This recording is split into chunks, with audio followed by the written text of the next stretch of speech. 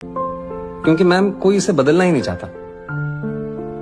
जिसके पास पावर है वो पावर कभी छोड़ना ही नहीं चाहता। गरीब अगर अनपढ़ रहेगा तभी तो भेड़ बकरियों की तरह इन नेताओं के इशारों पे चलता रहेगा। और सभी जानते हैं कि यही अनपढ़ लोग इनका वोट बैंक है, जो धर्म और जात के नाम पे वोट देते आए हैं। इसलिए डॉक्टर अंबेडकर ने 1942 में कहा था, एजुकेट, एजिटेट एंड ऑर्गेनाइज। अब जनता अगर पढ़ लिख गई तो नेताओं के लिए बड़ी समस्या हो जाएगी। नहीं, തമിഴ്നാട്ടിൽ വെള്ളപ്പാക്കം എന്നൊരു ഗ്രാമത്തിൽ ഒരു സ്കൂളുണ്ട്. ആ സ്കൂളിനും പുതിയ അധ്യയന വർഷത്തിൽ ഒരു കഥ പറയാനുണ്ട്. ധന്യ കിരൺ പറഞ്ഞു തരും. ഇത് തമിഴ്നാട്ടിലെ തിരുവള്ളൂരിനടുത്തുള്ള വെള്ളംപാക്കം എന്ന ഗ്രാമം. ആ ഗ്രാമത്തിൽ ഒരു പള്ളിക്കൂടമുണ്ട്, സർക്കാർ പള്ളിക്കൂടം. പ്രവേശനോത്സവവും പാട്ടും മേളൊന്നും പ്രതീക്ഷിച്ച് ആരും ഇങ്ങോട്ട് നോക്കണ്ട. കാരണം ഈ സ്കൂള് പ്രവർത്തിക്കുന്നത് ഒരൊറ്റ കുട്ടിക്ക് വേണ്ടി മാത്രമാണ്.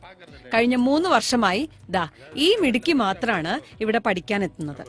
28 ലക്ഷം മുടക്കി പണിത കെട്ടിടം. അടുക്കള പണിയാൻ മാത്രം 5 ലക്ഷം. പഠന സാമഗ്രികൾക്കായി 50,000. ഇത്രയും മുടക്കിയിട്ടുണ്ട് സ്കൂളിനായിട്ട്. ഏതാണ്ട് 100-നടുത്ത് കുടുംബങ്ങളുണ്ട് വെള്ളംപാക്കം ഗ്രാമത്തിൽ.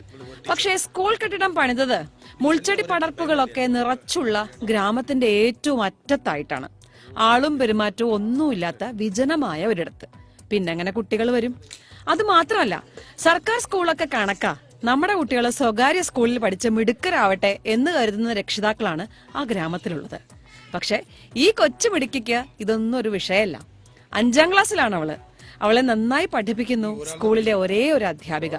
മിസ്സേ എന്നെ കൂട്ടിട്ട് വരുക എന്ന് അവൾ പറയുന്നിടത്തുണ്ട് അവരുടെ ബന്ധം. ആര് വന്നാലും വന്നില്ലെങ്കിലും ഈ കൊച്ചു മിടുക്കിക്ക് വേണ്ടി അനുസ്യൂതം പ്രവർത്തിക്കുകയാണ് സർക്കാർ സ്കൂൾ.